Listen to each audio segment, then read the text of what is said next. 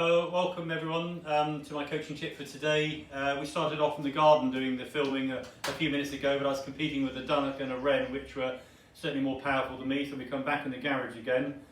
After watching the video from here yesterday where I was talking about the pendulum action, I noticed the wall behind was pretty disgusting, so I spent most of yesterday afternoon painting it, so I hope it looks a bit more attractive than it did yesterday. No specific offer today other than to reiterate that you should have received my newsletter yesterday or you will get it today. If you're not on my database and you'd like to receive it, please contact me at mikehenninggolf@gmail.com and I'll send it to you. Within the newsletter, the usual chatty bits and so on. There's 2 raffles this week following the success of last week's one we did.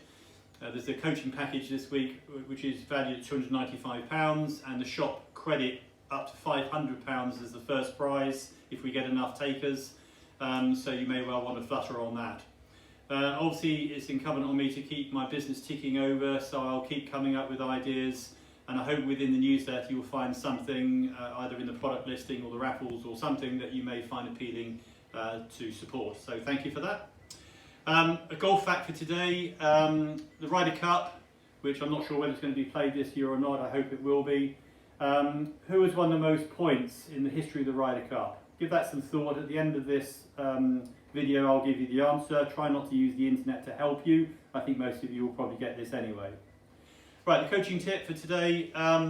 We've talked over the last couple of videos about how we set the club to get the club head into a position at the top of the backswing to hit the ball from. And I've advocated the one-handed work to enable us to hinge the club into a position where we're supporting the club at the top. Let's just talk a little bit about the width of the swing today, and really what the width of the swing means is the radius. So when we address a golf ball, me as a right-hander, the distance away from the ball is obviously dictated by the length of the club we're using, and that obviously varies depending on the club, and the length of the left arm, and that should be comfortably straight at address. So that is the radius of my swing. The golf ball is obviously only 1.5 inches wide. The sweet spot on this club is about the size of a 50p piece, so it obviously will help me come back to the ball more consistently if I keep that radius consistent. 2 of the most common errors we see in teaching is one where, as a right-hander again, the left arm collapses at the top, so now that radius is obviously shortened. Luckily, centrifugal force will pull the arm straight on the way down, but it will pull it straight at different points. So the chances of coming back to the ball squarely are much more remote.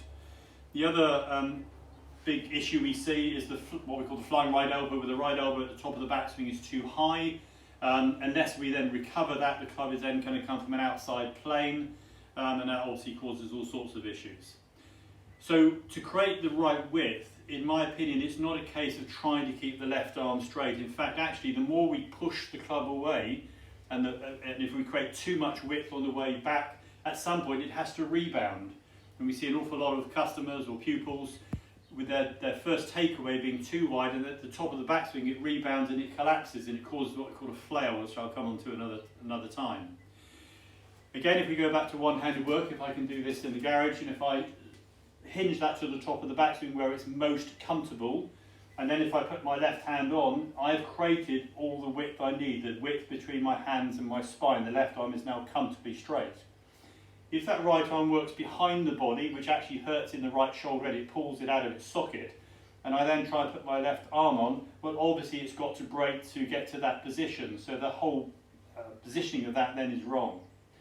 Also, if I stop at the top of the backswing and my right arm is too high, with only one hand on the club where I've got less strength, that feels really awkward. So that is not the natural position to be. So again, just a simple thing you can do at home in the garden, just if you're right-handed, obviously if you're left-handed, do it with the other hand. Stop at the top of the backswing again, support that. The elbow should be slightly bent, almost like I'm beginning to flex my bicep. Put the other hand on, and there's the width of the backswing, and that's the easiest position to hit the ball from. So hopefully that will help you. In answer to my golfing question at the beginning, who's won the most Ryder Cup points? Sergio Garcia, 25.5 points I think he's won, which is the most in the history of the Ryder Cup. I think he's made 9 appearances. He hasn't made the most. I think Mickelson has that record, but Sergio Garcia is the answer today, which I'm sure most of you got. Look forward to seeing you tomorrow. Have a great day. Keep well. Bye-bye.